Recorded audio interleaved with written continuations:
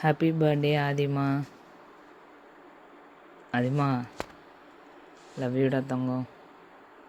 நீ பிறந்த பிறகு தான் அம்மா நிறைய விஷயங்களை கற்றுக்கிட்டேன். நிறைய கற்றுக்கிட்டேன். வாழ்க்கை பாடங்கிறது உங்ககிட்ட தான் நான் கற்றுக்க ஆரம்பித்தேன். உன் மூலமாக தான் நான் கற்றுக்க ஆரம்பித்தேன். லைஃப்பில் எனக்கு எல்லா விஷயத்தையும் கஷ்டம் நஷ்டம் எல்லாமே உங்ககிட்டருந்து தான் ஆரம்பிச்சிது. ஆனால் எதுவுமே சரி, எனக்கு கிடைச்ச ஒரு அனுபவத்தை அதாவது கசப்பான சம்பவத்தை எதுவுமே உங்ககிட்ட கொண்டு வர மாட்டேன். உங்ககிட்டன்னு இல்லை, உங்ககிட்டையும் சரி உன் பாப்பாக்கிட்டேயும் சரி கண்டிப்பாக இதை கொண்டு வர மாட்டோமா. லைஃப்பில் உன்னை எவ்வளோ ஹாப்பியாக வச்சுக்க முடியுமோ உன்னையும் உன் தங்கச்சியும் அந்தளவுக்கு அம்மா வச்சுப்பேன்டா. இந்த வருஷம் போல் அடுத்த வருஷம் பதில் சொல்லிகிட்டு இருக்க மாட்டேன், புரியுதா. அம்மாவால் இப்போ இந்த 2026 இப்படி இருக்கலாம், ஆனால் அதே 2027 கொஞ்சமாவது உனக்காக அம்மா ஏதாவது பண்ணி வச்சுருப்பேன். அதை நான் முழுசாக நம்புகிறேன் ஆதிப்பாப்பா. லைஃப்பில் நிறைய உனக்கு செய்யணும், உனக்கும் தங்கச்சிக்கும். ஏன்னா நீங்கள் மட்டும்தான் அம்மாவுக்கு உலகம். நீங்கள் மட்டும்தான். எனக்கு எப்படி சொல்கிறதுன்னு தெரியல. ஆனால் எப்போதுமே நீ சிரிச்சுக்கிட்டே இருக்கணும்.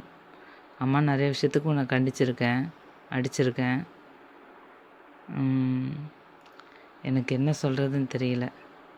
ஆனால் எது செஞ்சாலும் அம்மா உனக்காக தான். அதுக்காக அடிக்கிறதெல்லாம் நல்ல விஷயம் நான் எடுத்துக்க மாட்டேன். ஆனால் வேறு வழி இல்லாமல் அம்மா அடிச்சிருப்பேன். ஆனால் இன்றைக்கி நைட்டு இப்போ இந்த செகண்ட் நான் சொல்கிற ஒரு விஷயம் என்னென்னா, என்றைக்குமே சரி நான் பட்ட கஷ்டத்தை, எங்கள் அம்மா மூலமாக எனக்கு கிடைச்ச ஒரு கஷ்டத்தை உன் அம்மா உனக்கு கொடுக்க மாட்டேன், புரியுதா. அதுக்காக எங்கள் அம்மா எனக்கு கெட்டவங்கன்னு கிடையாது. எங்கள் அம்மாவால் முடியலை. ஏன்னா எங்கள் அம்மா முடிஞ்ச வரைக்கும் இது வரைக்குமே உழைச்சிக்கிட்டு தான் இருக்காங்க. பட் எங்கள் அம்மாக்கிட்டேருந்து நான் கற்றுக்கிட்ட ஒரு விஷயம், என்றைக்குமே சொந்த காலில் நிற்கணும். சொந்தமாக எதுவாக இருந்தாலுமே போல்டாக ஃபேஸ் பண்ணணுங்கிறது. எனக்கு எது கற்றுக் கொடுத்துருக்காங்களோ இல்லையோ, அந்த தன்னம்பிக்கை நிறைய எங்கள் அம்மா கற்றுக் கொடுத்துருக்காங்க. அதே தான் உனக்கும் பாப்பாவுக்கும் சொல்கிறேன்டா. லைஃப்பில் எப்போதுமே நீ யார், புரியுதா. யாருக்காகவும் எதுக்காகவுமே சரி, எந்த விஷயத்துலையுமே சரி, உன்னோட விஷயத்துலேருந்து நீ விலகாத. உனக்கு எது பிடிக்குமோ, உனக்கு எது வேணுமோ அம்மா செய்ய அம்மா எப்போதுமே கடமைப்பட்டிருக்கேன். நீ கேட்காமையே நான் நிறைய விஷயம் உங்களுக்கு செய்யணும்னு ஆசைப்பட்றேன். ஏன்னா எனக்கு எதுவும் சின்ன வயசுலேருந்து அதிகமாக கிடைக்கல. ரீசன் என்னென்னா, என்னை ஃபஸ்ட் ஸ்டாண்டர்ட்லேருந்து எம்எஸ்சி வரைக்குமே மேக்ஸிமம் நான் ஹாஸ்டல் தான். அதனால் அம்மா என்றைக்குமே சரி ஒவ்வொரு விஷயத்தும் ஹாஸ்டல் லைஃப்பில் அம்மா நிறைய ஏங்கியிருக்கேன். நிறைய ஏங்கியிருக்கேன். எல்லா பிள்ளைங்களுக்கும் எல்லா பேரண்ட்ஸ் வராங்க, நமக்கு வரல அப்படின்ற மாதிரிலாம் இங்கிருக்கேன். பட் என்னோடய அனுபவம் தான், என் பொண்ணுங்க என்றைக்குமே அதை அனுபவிச்சிடக்கூடாதுன்றதில் ரொம்ப ஸ்ட்ராங்காக இருக்கேன். எந்த விஷயத்துலையுமே என்னை மீறி தான் உங்களை எந்த விஷயமா இருந்தாலும் தொடணும். அந்தளவுக்கு நான் ரொம்ப கான்ஃபிடெண்ட்டாக இருக்கேன் அதே பாப்பா.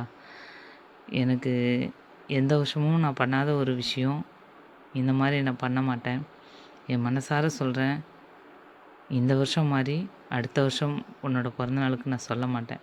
ஏன்னா இதை விட உன்னை நான் பெட்டராக தான் வச்சுருப்பேன்.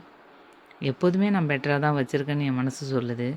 இருந்தாலும் இந்த சூழ்நிலையை மாற்றி அமைக்கணும் அப்படின்னு ஒரு முடிவு பண்ணியிருக்கேன். அது என்னால் முடியணும்னு நான் முழுசாக நம்புகிறேன், புரியுதுங்களா. லைஃப்பில் எப்போதுமே நீ ஹாப்பியாக இருக்கும். லவ் யூடா.